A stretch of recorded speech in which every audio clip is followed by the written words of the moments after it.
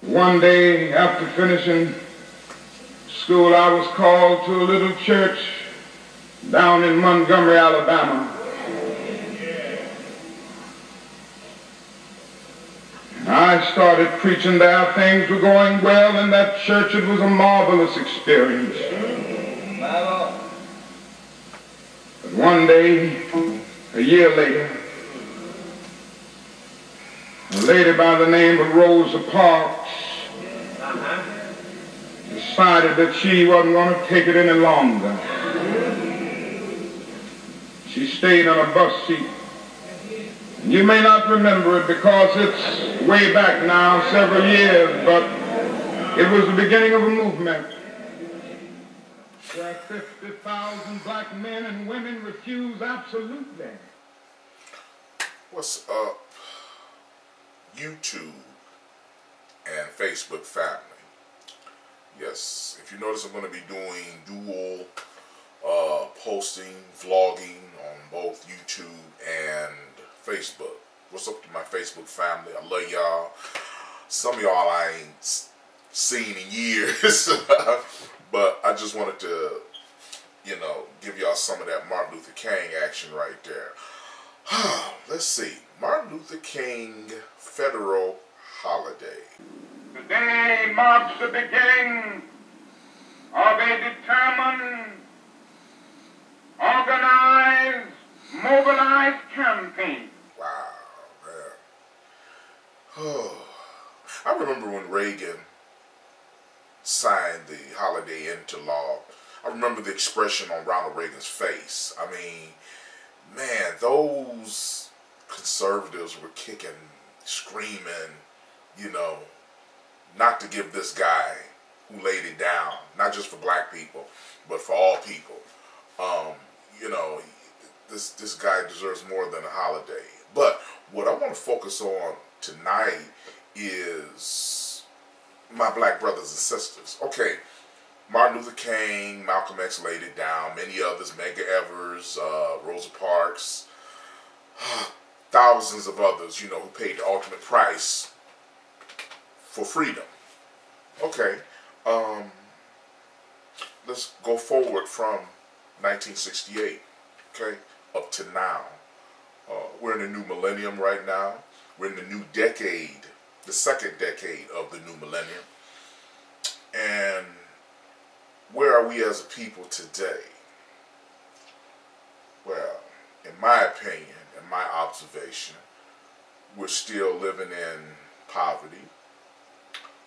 We live in a digital age, and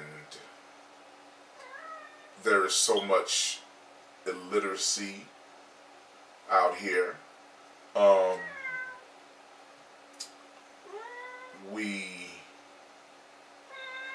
come on. That's my cat in the background. My cat is an affectionate whore. Okay, whatever. So, in many ways we've progressed, but in many others we regressed. Okay, I don't know. We got a lot of work to do. We got to take it to the next plateau, black people. I mean, it's like, the family structure has been destroyed. We're still on drugs. We're still selling drugs to our own people. We're still using drugs. There are more black men in prisons than it is in college. Okay? Oh, come on. We're witnessing the dismantling of our public educational system. Okay?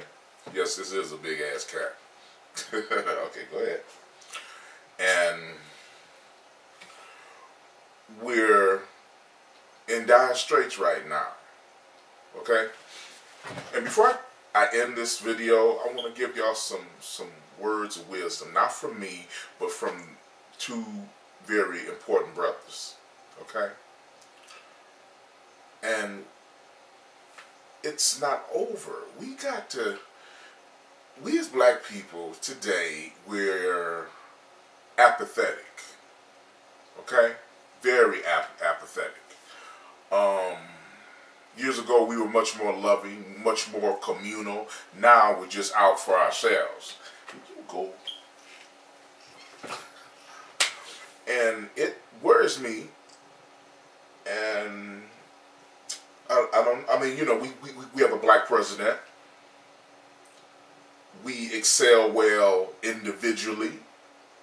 Okay? But when it comes to us gathering as a collective like we did over 42 years ago, 50 years ago, you know, we fall flat on our ass. I'm very disappointed with black people today. I mean, right now, instead of us focusing on education, we're focusing on, okay, I want to be the next LeBron James. I want to be the next rapper. Okay?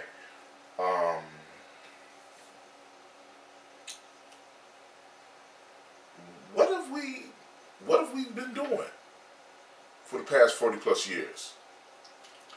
I'm not going to keep y'all long. I'm just asking questions. I mean, why is certain behavior in our communities accepted? Why is that? Why aren't we holding our elected officials accountable?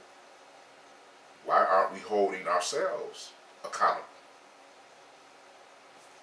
I don't know, man. I mean, you know, Martin Luther King's holiday, you know, it really don't mean nothing if we're not willing to take this thing further.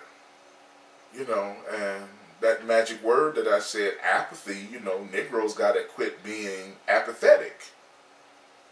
You know, we're all in this love together. We're all in the same boat.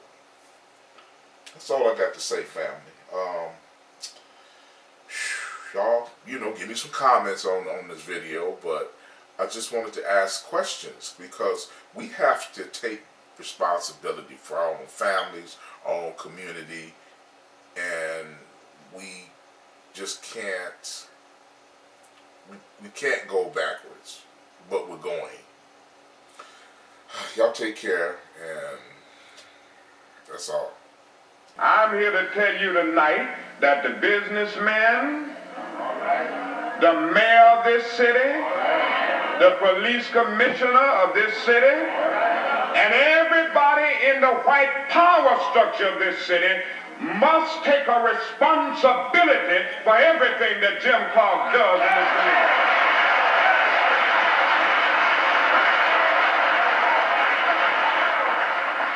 It's time for us to say to these men that if you don't do something about it, we will have no alternative but to engage in broader and more drastic forms of civil disobedience in order to bring the attention of the nation to this whole issue in itself. In areas of the country where the government has proven itself unable or unwilling to defend the Negroes when they are being brutally and unjustly attacked, then the Negroes themselves should take whatever steps necessary to defend themselves.